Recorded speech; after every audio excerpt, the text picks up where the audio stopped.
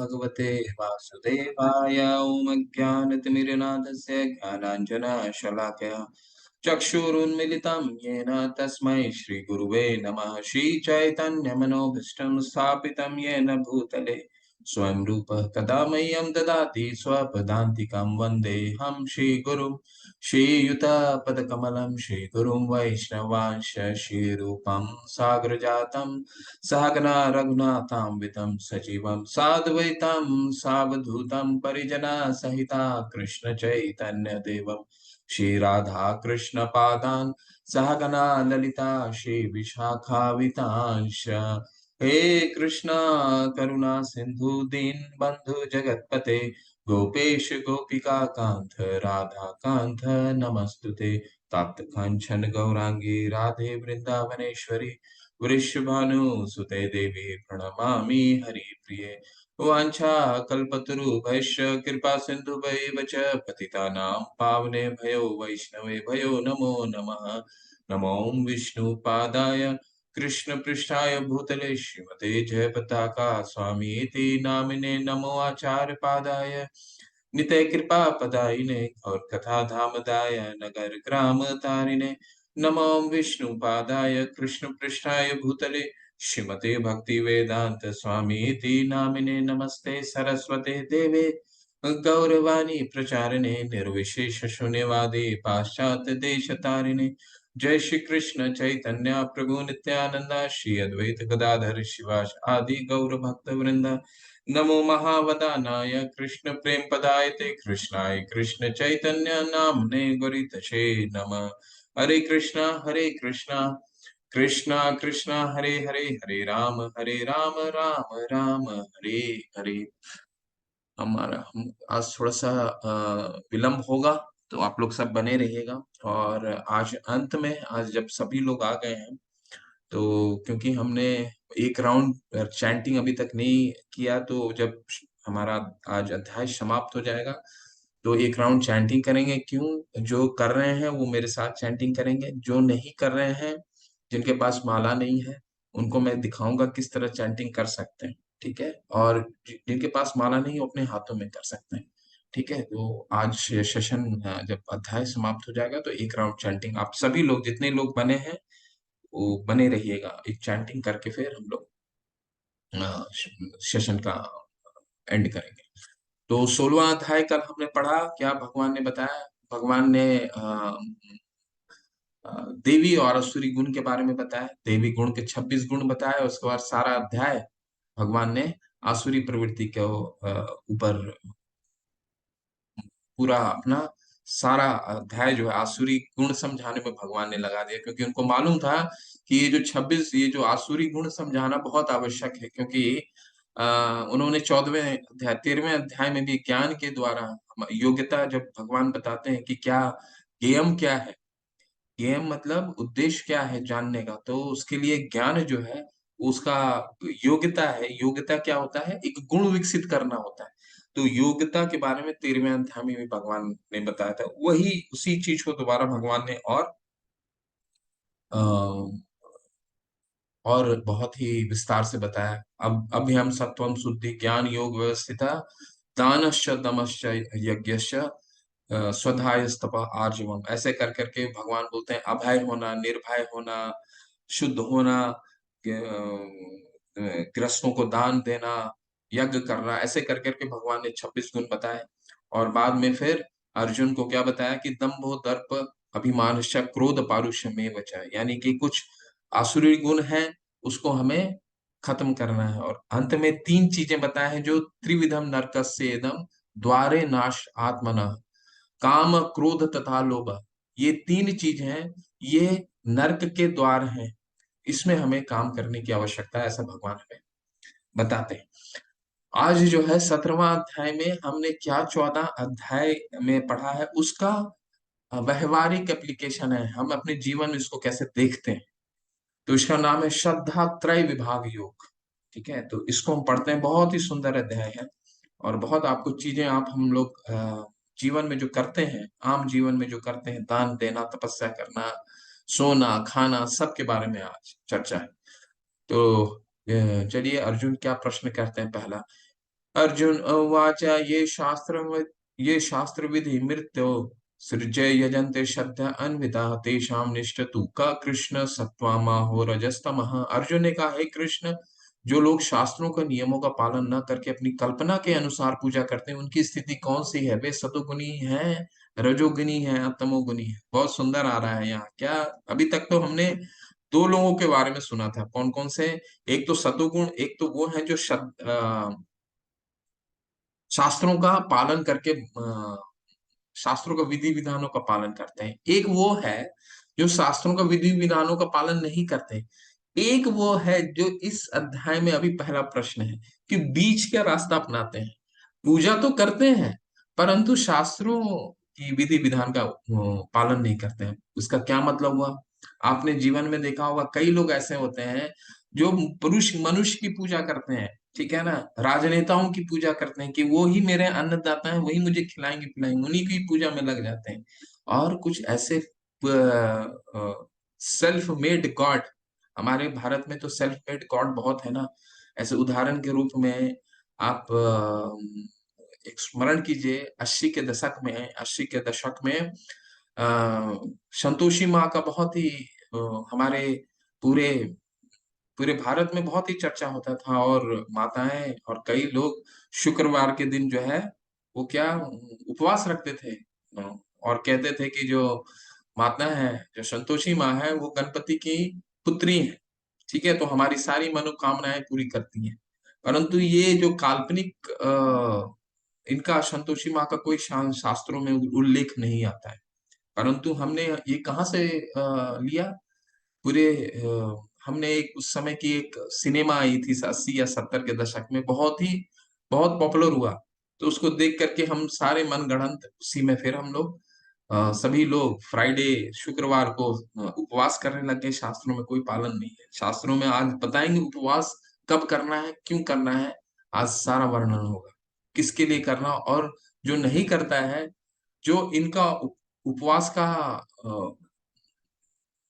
विधि विधानों से पालन नहीं करता है, वो उसकी क्या गति होगी वो भी आज हम देखेंगे। तो ऐसे कई होते हैं नशा करते हैं। शिव जी के कई लोग होते हैं ना जो अपने आप को शिव जी के भक्त बोलते हैं और नशा पान करते हैं। होली के शुभ अवसर पर नशा पान करते हैं, कहते हैं कि मैं शिव जी का भक्त हूँ। तो शिव जी तो सबसे बड़े वैष्णव है, शिव जी थोड़े नशा करते हैं। तो ये क्या है? मनगढ़ंत। तो उनका श्रद्धा है परंतु शास्त्रों के अनुसार नहीं है। तो भगवान उनको उत्तर क्या दे रहे हैं? श्री भगवान उवाच त्रिविधा भवति श्रद्धा देहिनां स स्वभावजा सात्विकी राजसी चैव तामसी चेतु ताम शृणु। भगवान ने कहा, देहधारी जीव द्वारा अर्जित गुणों के अनुसार उसकी श्रद्धा तीन प्रकार की हो सकती है, सतोगुण, रजोगुण तथा तमोगुण। अब इसके विषय में मुझसे सुनो। अब भगवान हर चीज को तीन गुणों में जोड़ करके हमें समझाएंगे। श्रद्धा है तो तीन गुण में किस तरह के श्रद्धा हो सकता है, क्या कैरेक्टर, क्या चरित्र निकल के आता है। अगर हम भोजन करते हैं, उन तीनों गुणों में क्या चरित्र निकल के आता है। कौन जो लोग हैं वो किस गुण में किस तरह का भोजन करते हैं, ठीक है। तो भगवान अभी श्रद्धा के बारे में बताते हैं। हे भरत पुत्र, विभिन्न गुणों के अंतर्गत अपने अस्तित्व के अनुसार मनुष्य एक विशेष प्रकार की श्रद्धा विकसित करता है। अपने द्वारा अर्जित गुणों के अनुसार ही जीव को विशेष श्रद्धा से युक्त कहा जाता है। तो भगवान कहते हैं यहाँ की जो जिस तरह का हमारा गुण है, हमारी श्रद्धा भी उसी तरह से विकसित होगी, ठीक है। चलिए यहाँ पे हमें पता चलता है वो श्रद्धा क्या है। यजन्ते सात्विका देवान यक्षर आक्षसी राजसा प्रेतान भूतान गणाश्चान्य यजन्ते तामसा जना। सतोगुणी व्यक्ति देवताओं को पूजते हैं, रजोगुणी यक्षों एवं राक्षसों को पूजा करते हैं और तमोगुणी व्यक्ति भूत प्रेतों की पूजा करते हैं। तो यहाँ भगवान बता दे रहे हैं कि तीन गुणों के जो लोग हैं वो कैसे अपना गंतव्य तय करते हैं। सत्वगुणी क्या है? प्रकाश काम, उनका कैरेक्टरिस्टिक क्या था, कैसा चरित्र? 14वें अध्याय में भगवान ने बताया था, प्रकाश काम अनामयम। उनका शरीर प्रकाशित रहता है, क्या चीज से? ज्ञान संगेन चानगा, और ज्ञान और सुख से, ठीक है। उनके पास सुख इतना रहता है और ज्ञान इतना होता है, और जिसके कारण उनका पूरा शरीर प्रकाशित होता है। ऐसे लोग क्या करते हैं? देवताओं की पूजा करते हैं, ठीक है। देवताओं को पूजते हैं। और रजोगुणी क्या होता है? रजोगुणी रजो आगम आगम रजो राग आत्मकम विद्धिम तृष्णा संग समुद्भवम, यानी असीम आकांक्षाएं होती हैं उनकी, है ना। भौतिक भौतिक चीजें पाने के लिए इच्छाएं इतनी असीम होती हैं, जिसके कारण वो क्या करते हैं, किसी भी की भी पूजा करने लग जाते हैं। या वो हो सकती है राक्षस हो, तो हमारे कलयुग में राक्षस कौन होते हैं? पहले के युगों में क्या होते थे? सतोगुणी व्यक्ति अलग होता था, राक्षस प्रवृत्ति का व्यक्ति बिल्कुल अलग होता था। ठीक है, तो दो तरीके के अलग लोग अलग होते थे। ठीक है, तो आप देखते होंगे शास्त्रों में राक्षस बिल्कुल अलग, और सुर सुर और असुर अलग रहता था। परंतु कलयुग में क्या है, एक ही शरीर के अंदर सुर भी है और एक ही शरीर के अंदर असुर भी है।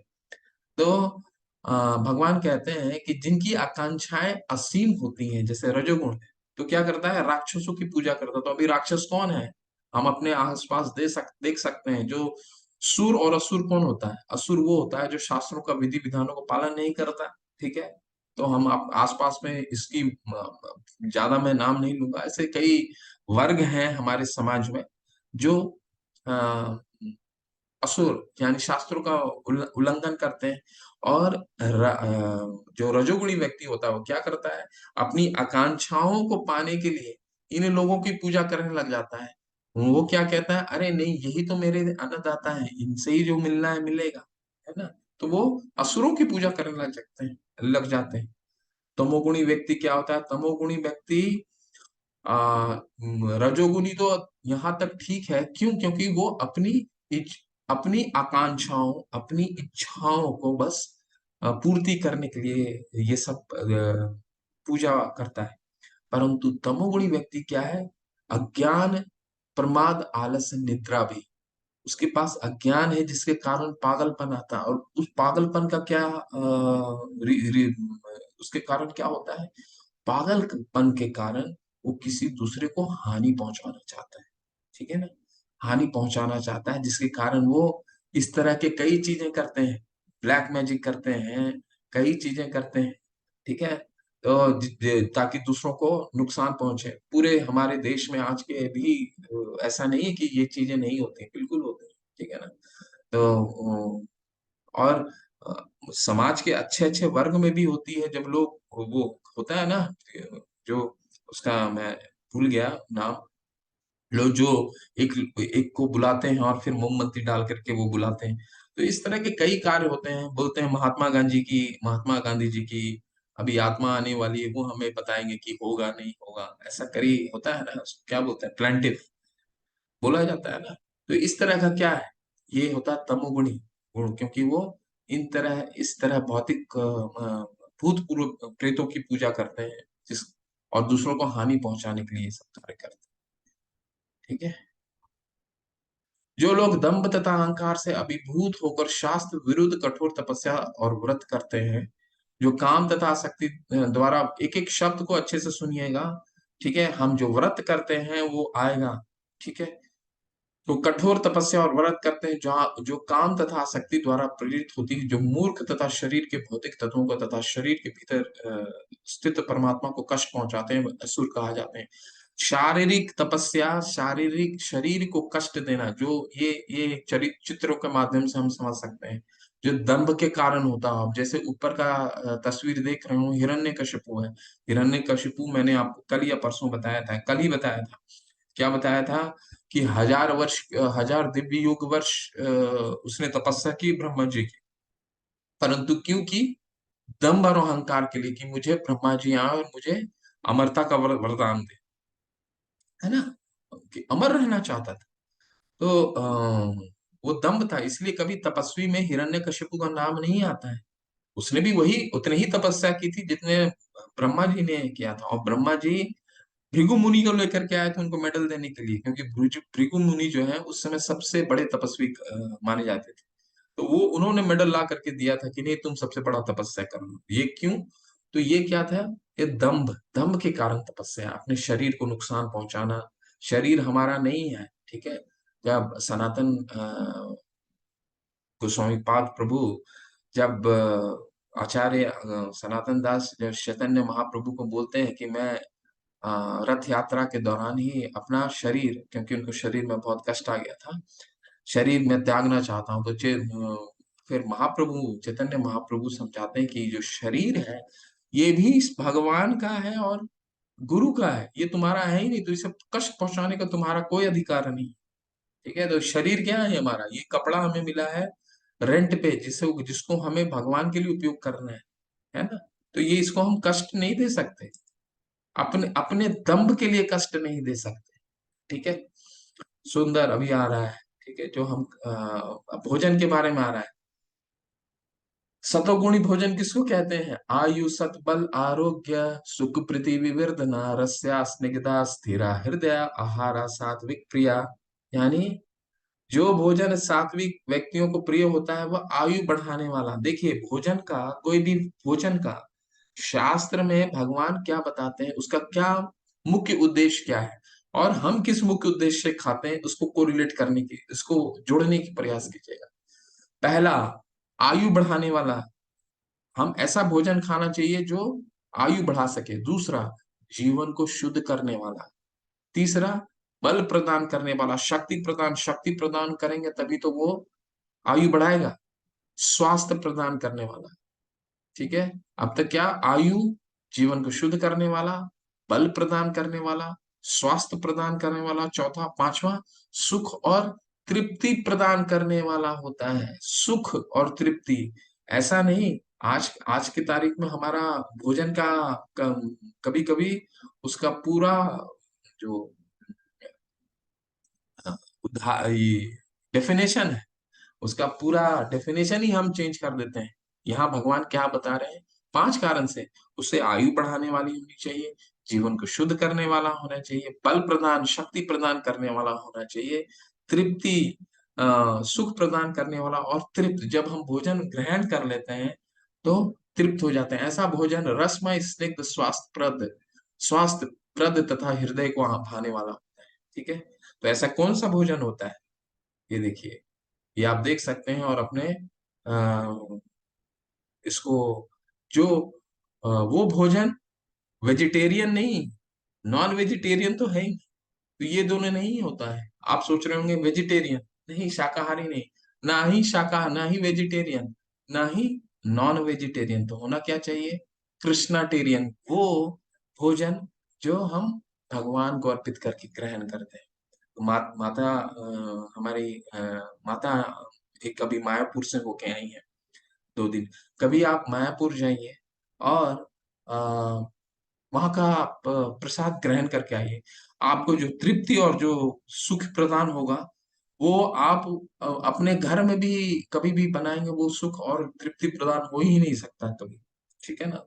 तो ऐसा भोजन जो भगवान को अर्पित करके खाते हैं, वो क्या होना होता है? सुख देता है, बल प्रदान करता है, स्वास्थ्य प्रदान करता है, और सबसे मुख्यतः तृप्ति प्रदान करता है। जब हम प्यासे होते हैं और जल ग्रहण करते हैं तो कैसा तृप्ति मिलता है? उस समय आपको आकर के कोई भी फ्रूट जूस रख दे, कोई भी सॉफ्ट ड्रिंक रख दे, तो वो तृप्ति प्रदान नहीं कर सकता जो पानी प्रदान करता है। वही भोजन का वही काम है, तृप्ति प्रदान करना। अत्यधिक, ये सतोगुणी हो गया। अब रजोगुणी क्या है? अत्यधिक तीखे, खट्टे, नमकीन, गरम, चटपटे, शुष्क तथा जलन उत्पन्न करने वाले भोजन रजोगुणी व्यक्ति को प्रिय होते हैं। ऐसे भोजन दुख, शोक तथा रोग उत्पन्न करने वाले तो अब हमें इससे ज्यादा हम लोग सब समझते हैं इस किस तरह का, इस तरह का भोजन होता है। अधिक खट्टे, अधिक नमकीन। कई लोग तो आपने देखा होगा कि एक सामान्य भोजन को भी वो क्या कहते हैं, इसमें नमक कम है, और उनकी आदत हो जाती है कि बाहर से नमक लेकर के देते हैं और साथ में एक मिर्ची जरूर रखते हैं उसे खाए, भोजन को ग्रहण करने के लिए। तो क्या कह रहे हैं? अधिक तीखे, खट्टे, नमकीन। तो एक बार क्या हुआ, एक बार ऐसा होता है कि भगवान का प्रसाद आया और भक्त लोग खाने लग गए। तो उसमें से एक भक्त जो थे, उन्होंने खाना, अपना भोजन ग्रहण करना, भोजन पाना, प्रसाद पाना शुरू कर दिया। तो दूसरे जो भक्त थे, वो उसने पूछा क्या आपने प्रसाद में कुछ आपको कमी महसूस हुआ, तो बोला नहीं। तो बोलते हैं क्या इसमें नमक शायद नहीं पड़ा है। तो जो पहले भक्त जो भोजन जो प्रसाद पा रहे थे वो क्या बोलते हैं, जब भगवान ने खा लिया तो हम क्यों नहीं इसको ग्रहण कर सकते, हमें क्यों ऊपर से नमक डालने की आवश्यकता है ना। तो ये संतुष्टि होनी चाहिए जब हम भगवान का भोजन ग्रहण करते हैं। खाने से 3 घंटे पूर्व पकाया गया स्वादहीन, वियोजित एवं सड़ा, जूठा तथा अस्पृश्य वस्तुओं से, अस्पृश्य मतलब जूठा वस्तुओं से युक्त भोजन उन लोगों को प्रिय होता है जो हमारी तामसी होते हैं।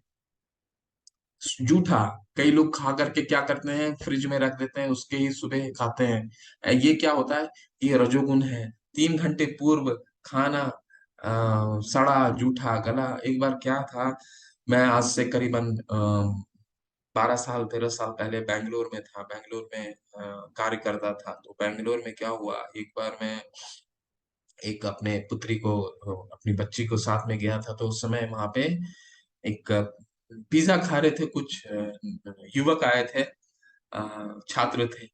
उन्होंने एक पिज्जा मंगवाया, बहुत सारा। वो आज भी मुझे वो चीज स्मरण है, और सोच करके कभी कभी कंपन हो जाता है। वो क्या हुआ, करीबन 6 से 7 लोग थे और एक बड़ा सा पिज्जा मंगवाया उन्होंने। और एक ही पिज्जा में सब लोग मिल करके खा रहे थे, कोई किसका खा रहा था, कोई किसको खिला रहा था, कोई वो दृश्य सोच करके एक कंपन सा आज भी आ जाता है। वो क्या होता है, असपृश्य, किसी का जूठा आपको नहीं खाना है। हम जूठा सिर्फ 2 का खा सकते हैं और खाना चाहिए। वो कौन सा, भगवान का ग्रहण किया हुआ हमें उच्चिष्ट प्रसाद पाना चाहिए, और दूसरा गुरु का। बाकी हम अस्पृश्य वस्तु को हाथ भी, हमें उसे बिल्कुल नहीं खाना चाहिए। क्यों, क्योंकि अहम वैश्वानरो भूतवा, भगवान ने बताया ना 16वें अध्याय में, 15वें अध्याय में, कल परसों ही बताया कि मैं जो खाना पचाता हूँ, ये जब हम खाना खाते हैं तो हमें तो नहीं मालूम होता है कि हम पचा भी पाएंगे नहीं पचा पाएंगे, वो भी भगवान ही में हमारे लिए कार्य करते हैं। तो हमें अंदर में भगवान को क्यों तकलीफ देना, जब हम वो हमारे में वो शक्ति है ही नहीं कि हम खाने को भी पचा सकें। तो हमें भगवान जो अंदर पचाते हैं उनको क्यों हमें तकलीफ, है ना। चलिए अब यज्ञों में बताएंगे भगवान कि यज्ञों में कौन सा है। यज्ञों में वही यज्ञ सात्विक होता है जो शास्त्रों को निर्देशानुसार कर्तव्य समझकर उन लोगों के द्वारा किया जाता है जो फल की इच्छा नहीं करते। तो यज्ञ, अब यज्ञ भी भगवान तीनों गुणों में बताएंगे यज्ञ कौन सा है। तीसरे अध्याय में हमने क्या पढ़ा था, यज्ञार्थार्थ कर्मणो अन्यत्र लोको यम कर्म बंधन। वही यज्ञ जो भगवान को प्रसन्न करने के लिए किया जाता है, वही हमें कर्म से बंधन, कर्म के बंधन से नहीं बांधता। तो यहाँ भगवान उसी चीज को बता रहे हैं कि जब हम फल की इच्छा नहीं करते, ठीक है, तो वो यज्ञ जो है वो सात्विक कहलाता है। तो मंदिर और गिरजाघर में, जैसा आज माता जी ने बताया कि हम कुछ मांगने जब जाते हैं, मंदिर में क्यों जाना है हमें, क्योंकि भगवान आया है ना अर्च के रूप में, उनसे मिलने जाना है। वो हमारा, हमारी हमारी हमारा प्रेम, वो हमारा प्रेम स्वीकार करते हैं, इसीलिए हम मिलने जाते हैं। हम किसी से, अपने पिता से, अपने माता से क्यों मिलने जाते हैं, हमें अपने माता पिता से कुछ चाहिए, उन्होंने हमारे लिए कर दिया है जितना करना था। उन्होंने बड़ा करके हमारे को सक्षम बना दिया। हमें अपने माता पिता को देखभाल करने जाना है, हमें माता पिता की सेवा करने जाना है। उसी तरह हम भगवान के पास मंदिर में जाते हैं, उससे कुछ मांगने की आवश्यकता नहीं है, हमें सब कुछ दिया है भगवान, ठीक है। अब बस भगवान को हमें सेवा के लिए जाना, उसे मिलने जाना है। यही सात्विक रूप, यही सात्विक यज्ञ है। लेकिन है भरतश्रेष्ठ, जो यज्ञ किसी भौतिक लाभ के लिए गर्ववश किया जाता है, तुम उसे राजसी जानो। गर्व के लिए, ठीक है, ऐसे कई समाज में हमारे गर्वित लोग होते हैं जो समाज में उच्च पद पा लेते हैं, प्रतिष्ठा पा लेते हैं, तो क्या करते हैं, यज्ञ करते हैं और 100 आदमी को बुलाते हैं, 1000 आदमी को बुलाते हैं, भोजन कराते हैं। और सिर्फ उद्देश्य क्या होता है कि उनकी जो गर्व है और थोड़ा सा ऊपर हो, और गर्वित हो जाए, लोग उनको वाह वाह करें कि कितना बड़ा यज्ञ किया है। बट यज्ञ का ये उद्देश्य नहीं है। यज्ञ क्या क्या उद्देश्य है, भगवान विष्णु की प्रसन्नता। आप कितना भी कर लीजिए, लेकिन अगर ऐसे करेंगे, इस तरह से यज्ञ होगा, तो भगवान कभी भी प्रसन्न नहीं हो सकते, ठीक है। जो यज्ञ शास्त्रों के निर्देशों की अवहेलना करके प्रसाद वितरण किए बिना, वैदिक मंत्रों के उच्चारण किए बिना, पुरोहितों को दक्षिणा दिए बिना तथा श्रद्धा के बिना संपन्न किया जाता है, वह तामसिक कहलाता है। तो तामसिक क्या होता है? बिना दक्षिणा के, बिना वैदिक मंत्रों के उच्चारण के किए बिना ये सब क्या हो जाता है? ये सब तामसिक हो जाता है। तो विधि विधानों का पालन होना चाहिए। कोई मंत्र नहीं आता है तो गीता का पाठ कर लीजिए, उससे अच्छा कोई मंत्र नहीं हो सकता, और महामंत्र कर लीजिए। ठीक है ना? तो ये जो तस्वीर में देख रहे हैं, ये भस्मासुर है। भस्मासुर क्या है? भस्मासुर भगवान की शिव की बहुत तपस्या करते हैं, और भगवान शिव जो है वो तपस्या से प्रसन्न हो जाते हैं। ठीक है, आशुतोष है ना भगवान शिव तो बहुत जल्दी प्रसन्न भी हो जाते हैं। प्रसन्न होकर के आ गए भगवान शिव, और बोले बोलो क्या चाहिए तुमको? तो ये बताते हैं कि मुझे ऐसा शक्तिमान बना दीजिए कि जिस पर भी मैं हाथ रखूं वो भस्म हो जाए। इसलिए इनका नाम था भस्मासुर। भगवान ने तथास्तु बोल देता है। अब तथास्तु तो बोल दिए, लेकिन ये इतना असुर था कि ये भगवान पे ही हाथ रखने के लिए उठ खड़ा हुआ। और बेचारे भगवान फिर भागे उसको, इनसे बच के भागे। फिर विष्णु ऊपर से देख रहे थे, भगवान देख रहे थे विष्णु, और फिर इनको काफी जब भगाया, तो विष्णु भी देख रेख करके अभी तक एक्शन उन्होंने नहीं लिया, क्योंकि बोले कि तुमने जो गलत इसको वचन दिया है, उसको तुमको थोड़ा सा जरूर कष्ट भोगना चाहिए। तो जब ज्यादा हो जाता है तो विष्णु, भगवान विष्णु जो है वो मोहिनी के रूप में आते हैं। मोहिनी एक स्त्री होती है जो बहुत ही सुंदर रूप लेते हैं भगवान, और भस्मासुर को मोहित करते हैं। इतनी मोहित करते हैं कि जब मोहिनी जब नृत्य करते रहती हैं भगवान, तो बोलते हैं कि एक एक हाथ ऊपर रखो अपने सर पे। तो इतना मोहित हो जाता है उनकी सुंदरता को देख के कि भस्मासुर अपना सर पे हाथ रखता है और भस्म हो जाता है। तो कहने का क्या तात्पर्य है? कहने का तात्पर्य ये है कि वो यज्ञ जो किसी दूसरों को अपमान करने के लिए, वो यज्ञ दूसरों को दुख पहुंचाने के लिए जो भस्मासुर कर रहा था, ऐसा यज्ञ को तमोगुणी यज्ञ बोलते हैं। अब तपस्या, तपस्या तीन तरह की होती है। शरीर की तपस्या, मन की तपस्या, और वाच की तपस्या, बोलने की तपस्या। ये तीन तपस्याओं में हम देखेंगे कौन कौन से तपस्या है। देव द्विज, ये अभी हम शारीरिक तपस्या करते हैं कि शरीर से हम कैसे तपस्या किसी की कर सकते हैं। देव द्विज गुरु प्रांगन पूजनम शौचम आर्जवम ब्रह्मचर्य अहिंसा च शरीरम तप उच्यते। परमेश्वर, ब्राह्मणों, गुरु, माता पिता जैसे गुरुजनों की पूजा करना तथा पवित्रता, सरलता, ब्रह्मचर्य और अहिंसा ही शारीरिक तपस्या है। तो अ, इनको, ये जो है हमारे जीवन में, ये जितने जन यहाँ पे उल्लेख किए गए हैं, ये हमारे जीवन के सबसे मुख्य लोग हैं, जिनको हमें शारीरिक रूप से हमेशा इनको सेवा करनी चाहिए। परमेश्वर, ब्राह्मण, हमारे गुरु, हमारे माता पिता, और हमारे जितने गुरुजन हैं। ठीक है। और हमें पवित्रता, सरलता, ब्रह्मचर्य और अहिंसा। अहिंसा तो आपको मालूम अब तक चल गया होगा। अहिंसा का क्या मतलब? किसी को, किसी भी जीव को तकलीफ ना पहुंचाना, चाहे वो पशुवध हो। और जब हमें थोड़ा सा भी कृष्ण का ज्ञान है, अगर हमें ये पता चल जाता है कि हमें हरे कृष्ण महामंत्र से, हमें ये मंत्र बहुत हमारे जीवन को शुद्ध करता है, तो हमें दूसरों को भी बताना है कि ये हमें बहुत शुद्ध करता है, तुम भी इसका इसको अपनाओ। ठीक है। इसको अपनाने से यानी कि हम किसी को कृष्ण से जोड़ते हैं, तो वही अहिंसा है। ठीक है। अब है मन का। अनुद्वेग ने अभी है वाचका। अनुद्वेग करम वाक्यम सत्यम प्रिय हितम च यत् स्वाध्याय अभ्यासनम चैव वाड्मयम तप उच्यते। सच्चे भाने वाले, हितकर तथा अन्यों को शुद्ध न करने वाले वाक्य बोलना और वैदिक साहित्य का नियमित पारायण करना, यही वाणी की तपस्या है। सच्चे, सत्य बोलना, और साथ साथ में प्रिय हितकर भी होना चाहिए। ये नहीं कि हम, हमारे पास कभी कभी होते हैं ना लोग, अरे मैं तो सच ही बोलता हूँ, सामने वालों को अच्छा लगे बुरा लगे तो क्या। नहीं नहीं नहीं, भगवान क्या बोल रहे हैं? सच होना चाहिए, साथ साथ में वो हितकर भी होना चाहिए, प्रिय भी होना चाहिए। ऐसा नहीं कि किसी को हमने शुद्ध कर दिया सत्य बोल के। सत्य बोलने का तरीका होना चाहिए, हमें आना चाहिए, और उसको प्रिय रूप से बोलना चाहिए।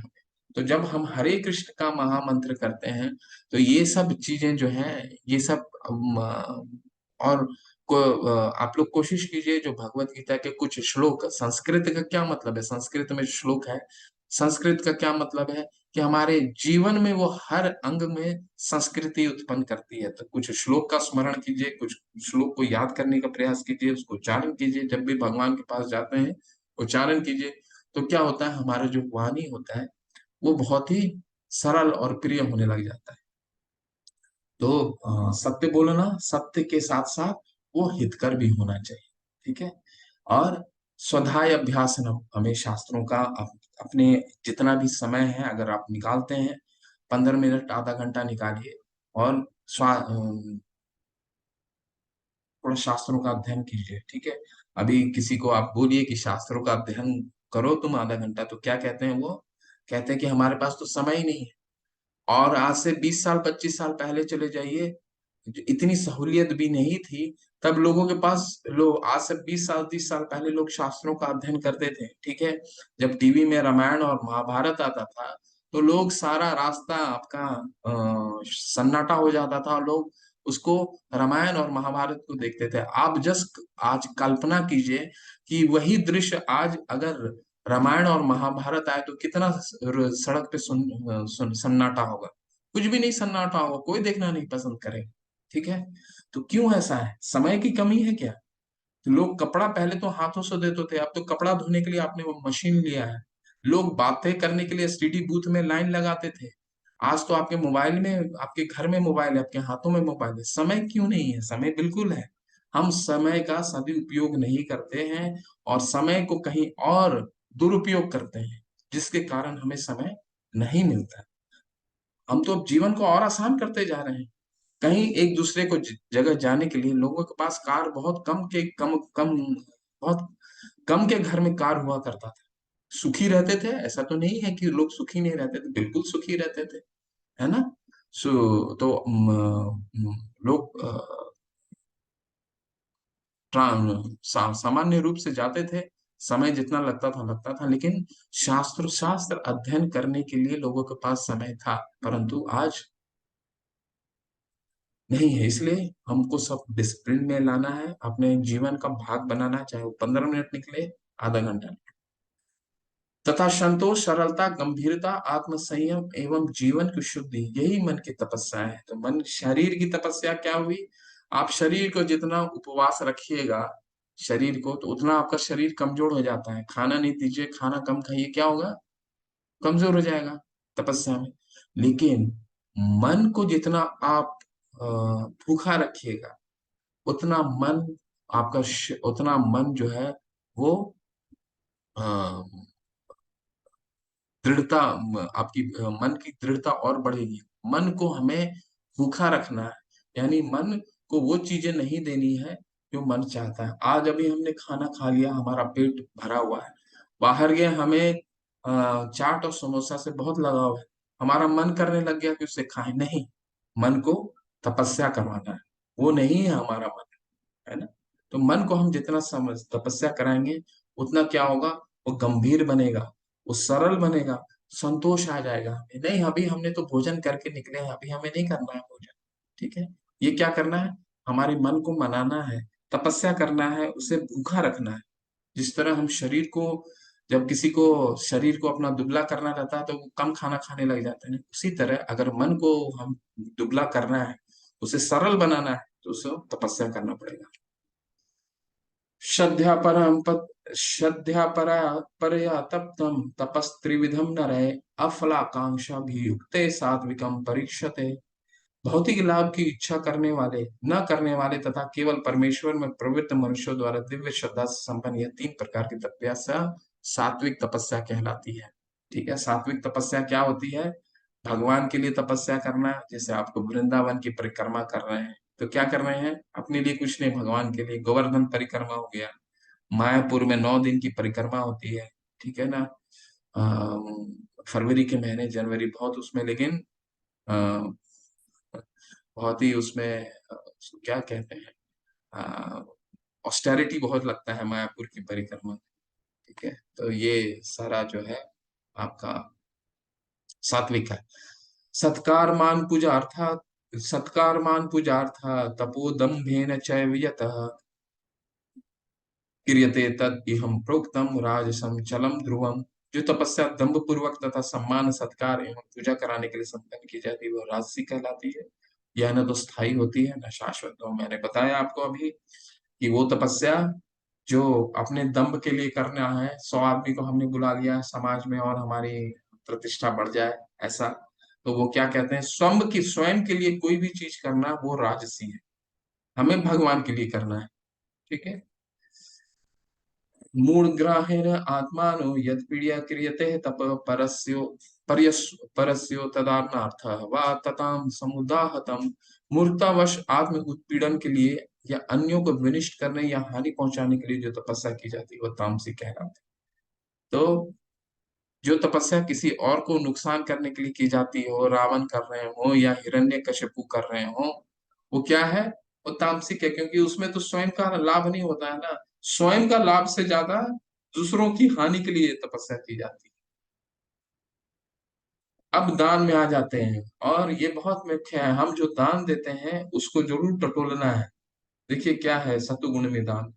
दा दातु दातम विमिति यद्दानम दीयते अनुपकारणे देशे काले च पात्रे च तददानम सात्विकम स्मृतम। जो दान कर्तव्य समझकर किसी प्रत्युपकार की आशा के बिना समुचित काल तथा स्थान में योग्य व्यक्ति को दिया जाता है वह सात्विक माना जाता है। तोड़ करके एक एक को तोड़ के देखते हैं। कर्तव्य, ठीक है, हमारा कर्तव्य है दान, गृहस्थ का कर्तव्य है दान देना। क्यों दान देना है? किसी प्रत्युपकार की आशा के बिना, प्रत्युपकार की आशा के बिना। प्रत्युपकार का क्या मतलब है?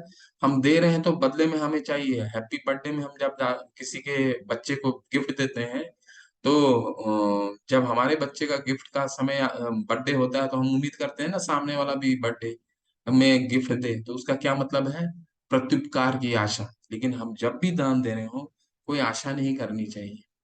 समुचित काल तथा स्थान में योग्य व्यक्ति को दिया जाना चाहिए।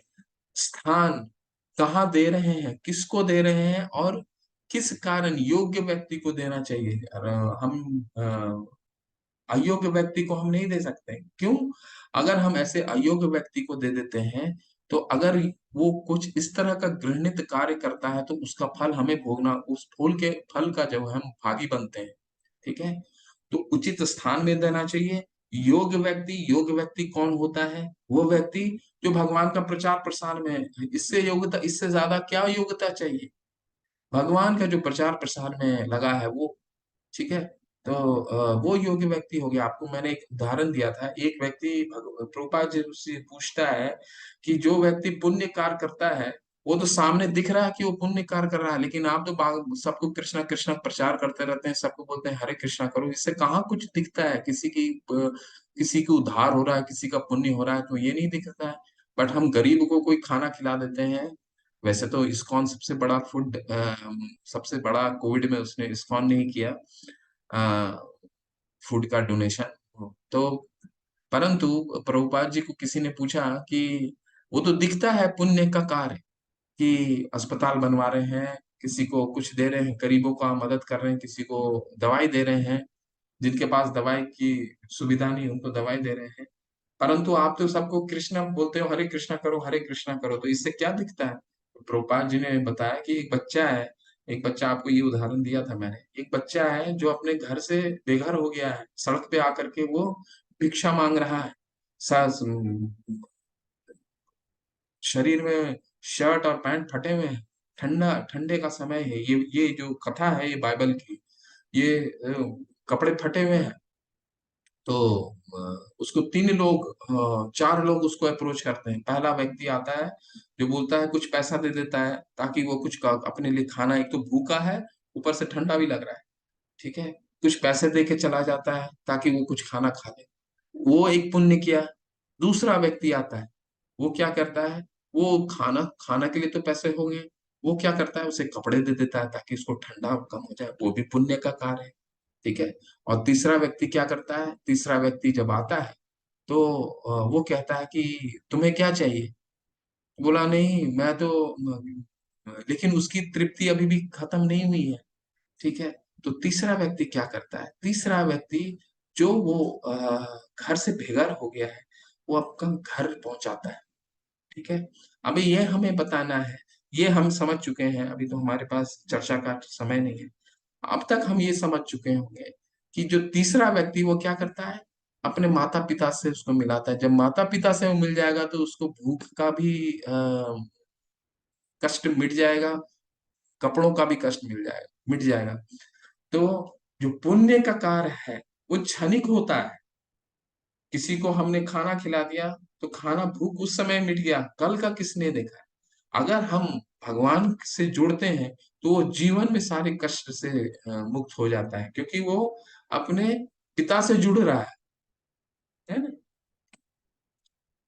तो नंद महाराज इसके बहुत बड़े उदाहरण हैं। जब बाल गोपाल हुए तो उन्होंने पूरा, इतना बहुत दानी पुरुष थे, उन्होंने बहुत सारा गांवों को दान, गायों को दान दिया, धन दान दिया।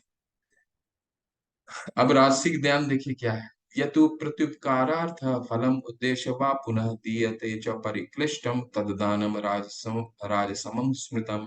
किंतु जो दान प्रत्युपकार की भावना से या कर्म फल की इच्छा से या अनिच्छा पूर्वक किया जाता है वो रजोगुनी नहीं कहलाता। दान भी दे दिए और बोले चलिए फोटो खिंचा लेते हैं साथ में, क्योंकि बता दीजिए कि हमको भी, आपको दान भी दिया है। जैसे चित्र में देखिए, कोविड में ऐसे कई लोगों ने किया ना, दान भी दे रहे हैं लोगों को, खाना भी खिला रहे हैं और साथ में फोटो खींच करके व्हाट्सएप भी कर रहे हैं, है ना, कि हमने ये किया, हमने ये किया। हमने दान का क्या मतलब, प्रत्युपकार के आशा के बिना। ऐसे कई आपने देखे होंगे कि लोग आते हैं, बड़े बड़े अभिनेता बहुत बड़ा प्रोग्राम करते हैं और अपने बारे में क्या बोलते हैं कि मैंने यहाँ दान दिया, यहाँ करोड़ों का दान दिया, यहाँ करोड़ों का दान दिया। लेकिन ये क्या है? ये राजसिक ध्यान। ठीक है, ये बदले में यश चाहते हैं। आदेश काले यत दानम पात्रे भयश्च दीयते असित कृतम अज्ञातम तताम समुदाहतम। तथा जो ज्ञान किसी अपवित्र स्थान में अनुचित समय में किसी अयोग्य व्यक्ति को या बिना समुचित ध्यान तथा आदर से किया जाता है वह तामसी कहलाता है। तो तामसी कौन सा हो गया? तामसी वो हो गया जो गलत जगह में अयोग्य व्यक्ति को और बिना ध्यान और बिना आदर से, इसको एक एक को तोड़ के देखते हैं और संक्षिप्त में समझते हैं इसका क्या मतलब हुआ। अयोग्य व्यक्ति, रेलवे स्टेशन में कई बच्चे को आपने देखा होगा, आप जा रहे हैं और रेलवे बच्चे क्या करते हैं, आपसे पैसा मांगते हैं। कभी भी पैसा मत दीजिए, आप उनके लिए प्रसादम लेकर के जाइए, प्रसाद दीजिए। आप जब भी उनको प्रसाद दीजिएगा आपसे प्रसाद नहीं लेंगे, क्योंकि ये मेरा व्यक्तिगत अनुभव है। प्रसाद कभी भी नहीं लेंगे, उनको भूख नहीं लगा रहता, उनको पैसा ही चाहिए रहता है और उनका एक समुदाय चलता है और ये पैसा लेकर के अपने समुदाय को देते हैं और वह हर तरह का घृणित कार्य होता है। तो हमें अयोग्य व्यक्ति को नहीं देना है, योग्य व्यक्ति को देना है। ठीक है, आप कभी ऐसा जगह दान नहीं दीजिए जहाँ पे आपको समुदाय में कुछ समारोह हो रहा है और आपने दान दिया और वहां के समारोह का जो आयोजन करता है वो क्या करते हैं, उससे नशा करते हैं, उससे कई तरह के घृणित कार्य होते हैं। ऐसा जगह दान देने के हम खुद ही भुक्तभोगी होंगे, इसका हमें पाप लगेगा अगर हम इसके अ, अगर उसमें हम शामिल होते हैं। और आदर, आदर से जब भी दान देना है, आदर से। हम कभी कभी जाते हैं ना, अपना गाड़ी में है या फिर चल रहे हैं, कोई हमें हमसे भीख मांगता है या भिक्षा मांगता है, दान मांगता है, तो क्या करते हैं हम ऐसे पैसे फेंक करके, कभी कभी कोई किसी को आपने देखा होगा कि ऐसे पैसे पैसे फेंक करके दे देते हैं, वो उस तरह से कभी दान नहीं दे रहा, वो निरादर होता है। आदर से। अब तीन कॉन्सेप्ट लेके हम समझाते, मैं आपको समझाता हूँ। ओम तत् सत। कोई चीज को हम जब शुरू करते हैं तो इनका उच्चारण करते हैं ओम तत् सत, और जब किसी को समाप्त करते हैं तो भी इसका उच्चारण करते हैं। इसका क्या मतलब होता है ओम तत् और सत? अतएव योगी जन ब्रह्म की प्राप्ति के लिए शास्त्र विधि का अनुसार यज्ञ, दान तथा तप की समस्त क्रियाओं का शुभारंभ सदैव ओम से करते हैं। ओम मतलब विष्णु से सर्वोच्च लक्ष्य को इंगित करने के लिए वैदिक भजनों का शुरुआत में रखा जाता है। तो ओम क्या है? प्रणव सर्व वेदेशु, 7वें अध्याय का 8वां श्लोक में बताते हैं भगवान। ये जो प्रणव का ओंकार है वो मैं हूं। ओंकार का क्या मतलब? ओम का मतलब स्वयं विष्णु। तो ओम भगवान की भगवान का मैंने कई बार आपको समझाया, वो लोगो है। वो भगवान को, भगवान ओम का मतलब होता है भगवान स्वयं। ठीक है, भगवान का वो लोगो है, इसलिए हम ओम बोलते हैं। तत् का क्या मतलब हो गया? मनुष्य को चाहिए कि कर्म फल की इच्छा किए बिना विविध प्रकार के यज्ञ, तप तप तथा ज्ञान को तत् शब्द कहकर संपन्न करे। ऐसी दिव्य क्रियाओं का उद्देश्य भाव बंधन से मुक्त होना है। क्या तत् का क्या मतलब होता है? कि हम जब भी कोई यज्ञ कर रहे हो, तो किसी लाभ के बिना, अगर लाभ की इच्छा के कर रहे हैं, तो ये तत् का मतलब। ओम तत् का क्या मतलब होगा? तत् का मतलब होता है कि हमने यज्ञ किया, लेकिन हमारी इच्छा भौतिक लाभ के लिए नहीं है, हम अपने लिए नहीं कुछ कर रहे हैं, उसका मतलब होता है तत्। और सत्य का क्या मतलब? परम सत्य भक्तिमय यज्ञ का लक्ष्य है, और उसे सत्य शब्द से अभिहित किया जाता है। हे पृथा पुत्र, ऐसे यज्ञ की संपन्न करता भी सत्य कहलाता है।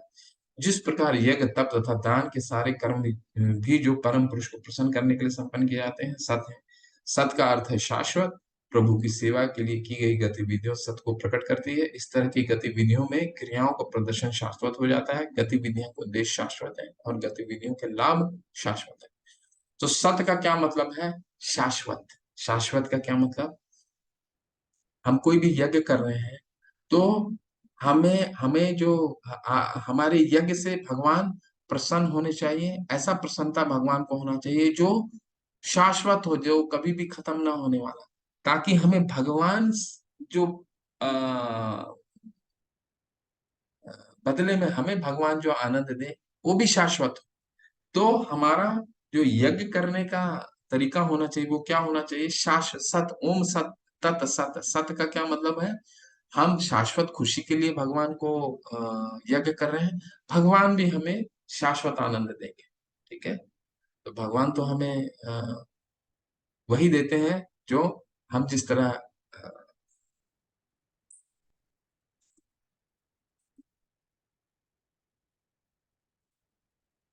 अश्रद्धया हुतम दतम तपस्तप तपस्तम कृतः यचत असिद्योच्यते पार्थ न च तत्परते न न न च न च तत्प्रेतो न इह। हे पार्थ, श्रद्धा के बिना यज्ञ दान या तप के रूप में जो भी किया जाता है वह नश्वर है, वह असत कहलाता है, और इस जन्म तथा अगले जन्म में दोनों में ही व्यर्थ जाता है। तो जो भी हम यज्ञ करते हैं, वो भगवान की प्रसन्नता के बिना अगर हम करते हैं, तो ऐसा यज्ञ भगवान कहते हैं व्यर्थ है। तो हमें क्या करना है? कोई भी यज्ञ कृष्ण भावनामृत में करना, भगवान की प्रसन्नता के लिए करना है। तो आ, भगवान के लिए कीर्तन कीजिए, श्रवण कीजिए, और बदले में हमें कुछ भौतिक उपलब्धि के लिए कुछ नहीं करना है। तो इस अध्याय के बारे में भगवान क्या बताते हैं, प्रभुपाद जी क्या बता रहे हैं? बद अवस्था में लोग देवताओं, भूतों या कुबेर जैसे राक्षसों की, ये कुबेर जैसे यक्षों की पूजा के प्रति आकृष्ट होते हैं। यद्यपि सतोगुण, रजोगुण तथा तमोगुण से श्रेष्ठ है, लेकिन जो व्यक्ति कृष्णा भावनामृत को ग्रहण करता है, वह प्रकृति के इन तीनों गुणों को पार कर जाता है। तो कृष्णा भावनामृत व्यक्ति जो ग्रहण करता है, भगवान के लिए प्रसाद बनाता है, भोग अर्पित करता है, भगवान के अर्च विग्रह को सेवा करता है, फूल अर्पित करता है, श्रवण करता है, कीर्तन करता है, नाचता है भगवान के लिए, वो ये तीनों गुणों से परे है। उसे ये तीनों गुणों में कुछ भी कार्य करने की आवश्यकता नहीं पड़ती। सफलता पाने के लिए उपयुक्त गुरु प्राप्त करके उसके निर्देशन में प्रशिक्षण प्राप्त करना चाहिए, तभी ब्रह्म में श्रद्धा हो सकती है। जब कालक्रम में यह श्रद्धा परिपक्व होती है, तो इसे ईश्वर प्रेम कहते हैं। यही प्रेम समस्त जीवों का चरम लक्ष्य है। अतएव मनुष्य को चाहिए कि सीधे कृष्ण भावनामृत ग्रहण करे। ये इस 17वें अध्याय का यही संदेश है। तो प्रभुपाद जी बहुत संक्षेप में, बहुत अच्छे से इन्होंने संक्षेप में हमें समझाते हैं कि 17वें अध्याय का जो है मुख्य उद्देश्य क्या है। 17वें अध्याय का मुख्य उद्देश्य है कि हम कृष्ण भावनामृत को ग्रहण करें, यज्ञ करें। तो हम सतोगुणी, यानी कि हम कृष्ण भावनामृत में अगर कोई भी यज्ञ कर रहे हैं, तो वो तीनों गुणों से परे हैं। भगवान को भोग अर्पित करें, यज्ञ करें तो भगवान का करें, श्रवण कीर्तन करें। ठीक है, तो ये तीनों गुणों से परे है। तो हमें ये गुणों में कार्य करने की आवश्यकता नहीं है, अगर हम कृष्ण भावनामृत को ग्रहण करते हैं। ठीक है, तो यही है 17वें अध्याय का।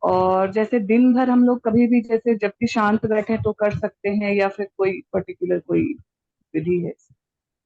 कभी भी कर सकते हैं, कभी भी कर सकते हैं, कोई विधि नहीं है। तो नाम लेने की अच्छा। कोई विधि नहीं, सुबह से लेकर के सोने तक आप कभी भी कर सकते हैं। परंतु क्या होता है माता जी, सुबह करते हैं तो यही होता है, थोड़ा सा मन शांत रहता है और जी आपको डिस्टरबेंस कम रहता है। तो ब्रह्म मुहूर्त में करने का एक अलग शक्ति होता है, थोड़ा शांत मन रहता है और प्रभावशाली बहुत होता है। ठीक है, सुबह अगर करते हैं प्रभावशाली बहुत होता है, आपको डिस्टरबेंस नहीं होता, कोई चिंता कम होती है, मोबाइल हम्म। डिस्टर्ब नहीं होता। परंतु कोई समय नहीं, आप कभी भी कर सकते हैं। तो नहा करके करना जरूरी है, या फिर सुबह फ्रेश होकर के आप बैठ सकते हैं माला जप? इसका नहीं, आप वैसे तो कोई नियम नहीं है माता जी। चैतन्य महाप्रभु कहते हैं कि नाम नाम कारी बहुधा निज सर्व शक्ति तत्र अर्पिता नियमते स्मरणे न काला। नियम नहीं है स्मरण करने का भगवान का। परंतु क्या होता है कि अगर आप स्वच्छ होकर के करेंगे तो खुद भगवान में को अच्छा लगता अच्छा लगेगा ना आपको। मान लीजिए आप घर में किसी को बुला रहे हैं सुबह सुबह, है। और जी। आपने खोला और आपके जो रिश्तेदार हैं उसने देखा कि हम स्नान नहीं किए हुए हैं, तो उसे कैसा लगेगा। उसी तरह जब हम भगवान जी। को बुलाते हैं तो भगवान हमारे जीवा पे आते हैं, तो स्नान जी। करके रहेंगे तो उनको भी ठीक लगेगा, है ना। जी। समझ। ठीक है माता। धन्यवाद। हरे कृष्ण, धन्यवाद माता। हरे कृष्ण।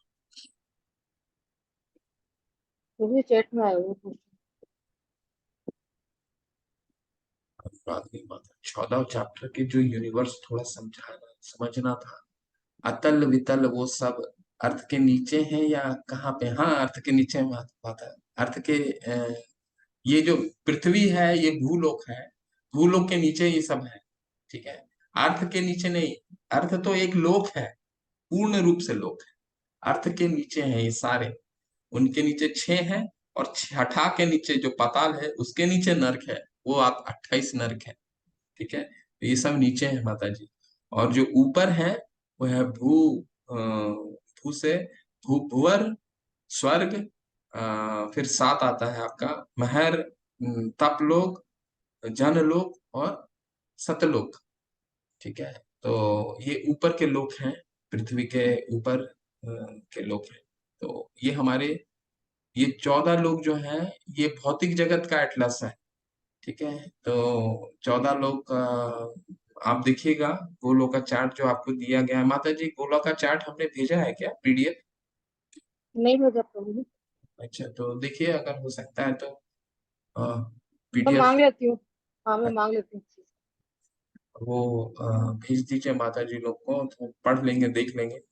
तो ठीक है, तो ये 14 लोग हैं माता जी, जहाँ पे हमें ये 14 लोग से ऊपर जाना है। तो ये 14 लोग को मत सोचना है ज्यादा, बस समझने के लिए है कि भगवान यहाँ पे 14 लोक में इसलिए बताते हैं कि लोग हम इसलिए समझाते हैं कि ये सारा लोक में जन्म मृत्यु चक्कर लगा रहता है। ठीक है, हमारा हो सकता है 70 साल या 100 साल का उम्र हो, ब्रह्मा जी का हो सकता है 311 ट्रिलियन ईयर्स हो। ठीक है, हमारा एक साल देवताओं का 24 घंटा होता है। ठीक है, उम्र हो सकती है बहुत ज्यादा हो, परंतु है उनका भी उम्र, उनका भी जन्म मृत्यु लगा रहता है।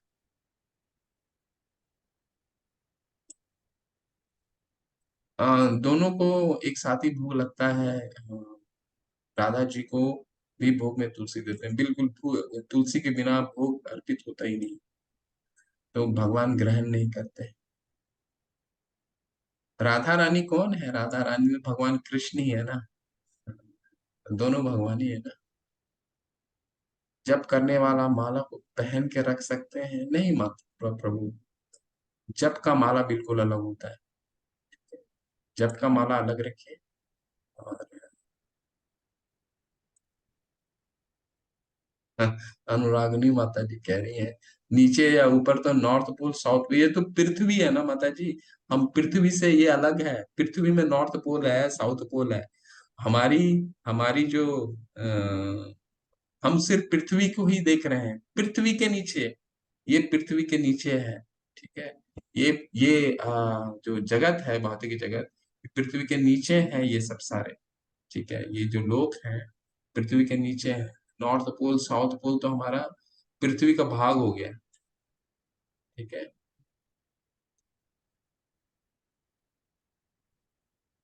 ये हमारा जो ये ज्ञान है, ये छठे अध्याय इसको अ,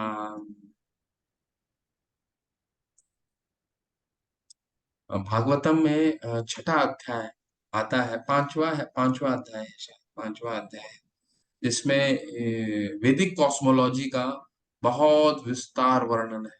बहुत विस्तार वर्णन है, आध्यात्मिक जगत क्या है, भौतिक जगत क्या है। ठीक है, क्या कह रहे हैं प्रभु जी, मैं आज मायापुर गई थी, अभी थोड़ी देर पहले ही आई हूँ। अच्छा, माता जी आप क्या मायापुर रहते हैं क्या, नीलिमा माता जी? आप मेरे से पूछ रहे हैं? नहीं, आज नीलिमा माता जी ने मेल की, ये किया है ना, व्हाट्सएप किया है, मायापुर गई थी, वो मायापुर रहती है, मैं उनसे पूछ रहा था। बहुत सुंदर माता जी।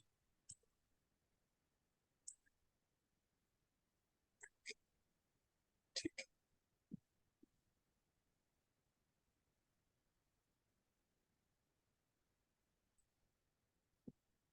12 अवतार में जो अर्थ डुबाया गया था, माता जी पूछ रही है, अनुराग माता जी, जो डुबाया गया था वो कहाँ पे था? अर्थ में ही तो पानी।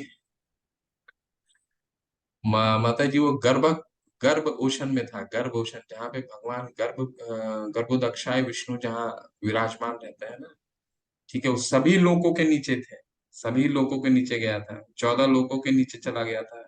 ये पृथ्वी के जल में नहीं, पृथ्वी में जो जल है ही, लेकिन ये 14 लोग जो ऊपर हैं उसके नीचे भगवान गर्भ ओशन है, उसमें भगवान विष्णु है। ये पृथ्वी उस जगह चला गया था, हिरण्याक्ष ने फेंक दिया था उस जगह। ठीक है, वराह ने फिर गर्भ ओशन से निकाल के लेकर के आए थे, गंदा है गर्भ ओशन, वहां पे वो गंदगी था, तो वहां से लेकर के आए थे, तो ये नीचे गिराया था। 14 लोगों के नीचे, पृथ्वी का पानी नहीं पाता है, पूरे पृथ्वी को फेंक दिया था, पृथ्वी के अंदर का जो पानी है वो भी चला गया था, है ना। प्रभु जी श्रीमद् भागवतम भी कोर्स शुरू कीजिए। माता जी, मैं, मेरी इतनी योग्यता नहीं है, परंतु हमारे बहुत बड़े हमारे गौरी टेम्पल प्रभु का, जी हैं। हाँ, गौरी गौरी प्रभु प्रभु जी। जी करते हैं, 8 बजे सुबह करते हैं, शाम को 7 बजे करते हैं, आप ज्वाइन कीजिए, माता जी लिंक भेज देंगे। परंतु मेरा आप लोग सबसे प्रार्थना रहेगा, अपनी स्कूलिंग फाउंडेशन कोर्स को थोड़ा सा पहले स्ट्रॉन्ग कीजिए, फाउंडेशन। और क्योंकि हम पहले भगवान की वाणी समझ लें अच्छे से, फिर भगवान की लीलाओं को हमें समझने में बहुत आसान होगी, क्योंकि श्रीमद् भागवत में क्या है, भगवान की लीलाएं और भगवान की भक्तों की लीलाएं, स्तुतियां हैं, वो अम, अद्भुत है। तो लेकिन हमें पहले भगवान की वाणी और उसकी फिलॉसफी को समझना बहुत जरूरी है, गीता को समझना बहुत जरूरी है, और चैंटिंग करना बहुत जरूरी है। तब क्या है, हमारी अंडरस्टैंडिंग डीप होती है, श्रीमद् भागवतम जब हम पढ़ते हैं तो मेरी डीप होती है, नहीं तो हम ऊपर ऊपर से तो पढ़ लेंगे, पर वो हृदय हृदय में नहीं उतरेगा। ठीक है, तो ये जरूरी है कि फाउंडेशन कोर्स बहुत अच्छे से हम पढ़े, 2 4 बार 6 बार पढ़े, 7 बार पढ़े।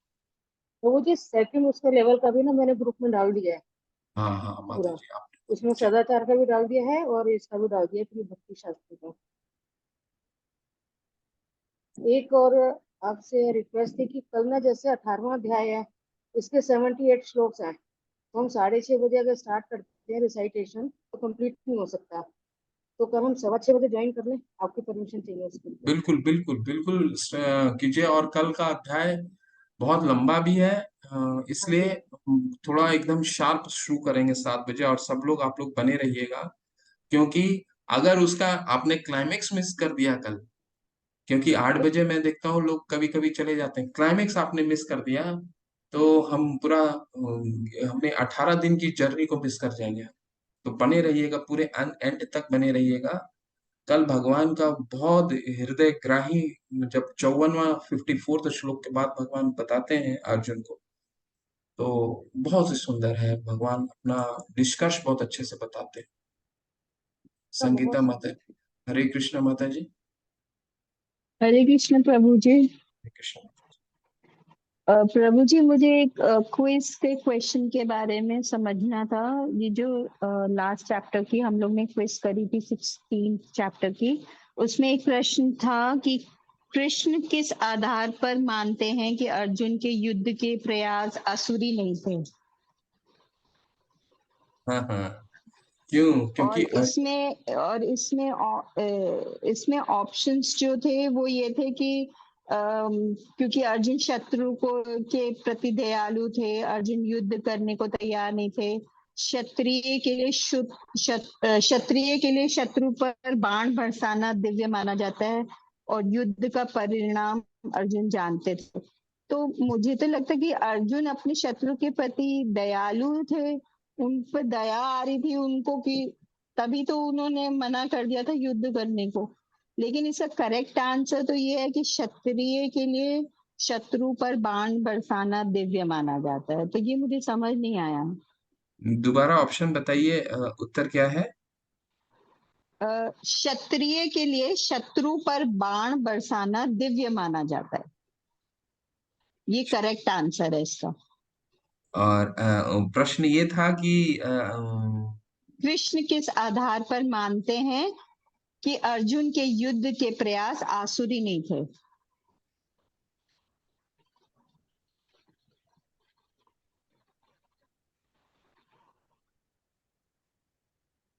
कल मैं आपको बताता हूँ माता जी। मुझे आपका उत्तर थोड़ा सा ठीक लगा, लेकिन दूसरा उत्तर भी के बारे में सोचता हूँ, फिर आपको उत्तर कल मैं देता हूँ। ठीक है? ये आपका ठीक है प्रभु 16वें अध्याय से है ना? जी। नहीं, 17वें से नहीं, 8 इस 17 के, हाँ 16 16 से। 16वें अध्याय से है ना? हाँ ठीक है, हाँ। मैं कल ठीक आपको इसका उत्तर जरूर देता हूँ। ठीक है? कल ठीक है अगर ठीक भूल है भी गया प्रभु तो जी। मुझे आप रिमाइंड दिलाइए, मैं इसको आज इसका अध्ययन करता हूँ। क्योंकि पहले अध्याय में तो उनको दया का भावना का आया था, परंतु ये जो हाँ, वो दूसरा, यही उन्होंने कहा था कि मुझे, मतलब मैं अपने संबंधियों को कैसे मारूं, उन पे दया आ रही है मुझे। और अब इस ऑप्शन में उन्होंने गलत बोल दिया कि ये है ही नहीं ये ऑप्शन। हाँ, तो हमें वो 26 गुण जो भगवान ने बताए हैं ना, उस 26 गुण को अच्छे से और अध्ययन करता हूँ। उस अध्ययन के हिसाब से इस प्रश्न को जोड़ने का प्रयास करता हूँ। ठीक है माता जी? ठीक है प्रभु जी, ठीक है प्रभु जी। हरे कृष्ण। हरे कृष्ण।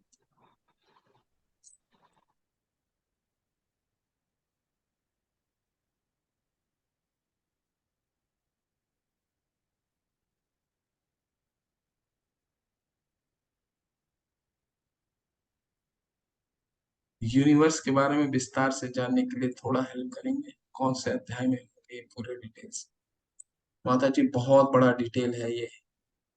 ये भागवतम का 5वां अध्याय है, 5वां कैंटो है, बहुत बड़ा डिटेल है। ठीक है? तो जब हम गोलोका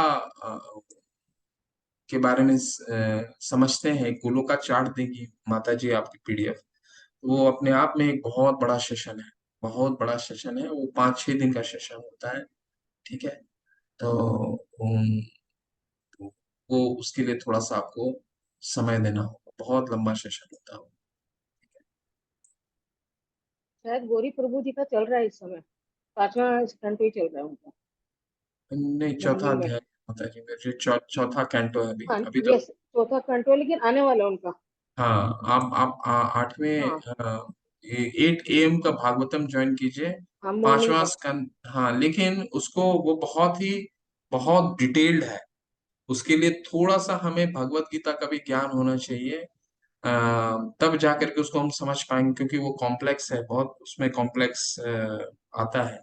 तो उसको ज्वाइन आप कर लीजिए। 8 AM का भागवतम है माता जी, और वो जल्दी आने वाला पूरा अध्याय, पूरा कैंटो। ठीक है? और वो बताते भी बहुत बढ़िया है, बहुत सुंदर से एक्सप्लेन करते जी। महामंत्र चैंटिंग की सेम काउंट होना चाहिए क्या प्रभु जी? हाँ माता जी, काउंटिंग तो होना चाहिए, आपको चैंटिंग का काउंट होना चाहिए, बिल्कुल। नीलिमा माता जी, क्या 1 घंटा 40 मिनट लगते हैं? जानता हूँ माता जी, मैं कलकत्ता से ही हूँ।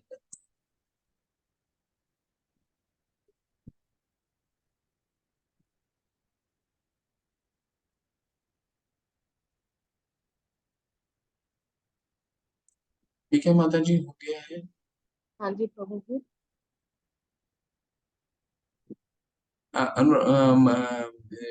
निर्गुण माता जी, हाँ जी। अनुरागिनी माता जी को वो भागवतम का, नहीं तो ग्रुप में माता जी, ग्रुप में उनका आपके पास वो है क्या, लिंक है? हाँ लिंक है मेरे पास, मैं उसमें हाँ ज्वाइन हूँ उसमें। हाँ, तो माता जी आप वो लेकिन लिंक में प्रभु जी मैं इनको पर्सनल तो लिंक दे सकती हूँ, ऑफिशियल लिंक तो मैं नहीं डाल सकती ना। हाँ, इनको पर्सनल आप मोबाइल नंबर माता जी को दे दीजिए, अनुरागिनी माता जी। आपको कहीं मैं तकलीफ अपना होती है? मोबाइल नंबर सेंड कर देती हूँ इनको चैट। हाँ हाँ, तो आप अपना मोबाइल नंबर भेज दीजिए, माता जी को और ज्वाइन करा दीजिए। गार्लिक ओनियन खाते हैं तो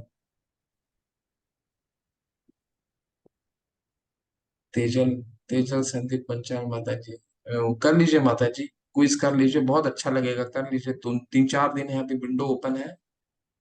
बिल्कुल आप कर लीजिए अभी, इतना क्विज कर सकते हैं, कोई बहुत ही टफ नहीं है। आप क्विज कर लीजिए फिर ज्वाइन कीजिए, अभी है विंडो ओपन है अभी, ऐसा नहीं है कि विंडो क्लोज हो जाता है। आपको हेल्प करेंगे आपको ज्वाइन कराने में, उसकी चिंता मत कीजिए। ठीक है, और कोई प्रश्न अगर रह जाता है फ्रॉम फर्स्ट, हाँ कर लीजिए तेजल माता जी, बिल्कुल। अब कोई अभी तो 3-4 दिन है, तुरंत हो जाएगा माता जी, आपकी चिंता बिल्कुल आप निश्चित रहिए। आपको ज्वाइन कराएंगे, अगर इच्छा है बिल्कुल ज्वाइन कराएंगे। आप 3-4 दिन लेकर के अपना सारा क्विज कर लीजिए, और सेकंड वो ओपन रखेंगे आपके लिए, ओपन रहेगा वो प्रभु मोबाइल। जी 1 हफ्ते तक ओपन रहता है। 1 हफ्ता तक देखिए, माता जी ने हाँ जी। बहुत अच्छा गाइडेंस दिया। संगीता छावड़ा माता कह रही है सदाचार वाले कोर्स की टाइमिंग एंड डेज कौन से हैं? संडे को 2 बजे दोपहर को। संडे को 2 बजे है माता जी। हाँ जी। जुड़े रहिए, तो क्या है, आध्यात्मिक प्रगति होगी। ठीक है, फिर कल कल कल भी प्रश्न करते हैं, ओनली 1 डे, एक ही दिन हाँ। होता है ना माता जी हाँ उनका? जी। हाँ जी। एक जानवी ही माता जी लेती है और बहुत अच्छा लेती हम्म, एक दिन होता है संडे के दिन 2 बजे। ठीक है, फिर चलते हैं। वाञ्छाकल्पतरुभ्यश्च कृपा सिन्धुभ्येव च पतितानां पावनेभ्यो वैष्णवे भयो नमो नमः। अनंत कोटि वैष्णव वृंद की जय, श्रीला प्रभुपाद की जय, नामाचार्य हरिदास ठाकुर की जय, सभी को हरे कृष्ण। है। हरे कृष्णा प्रभु जी, धन्यवाद प्रणाम। हरे कृष्ण, धन्यवाद, प्रणाम।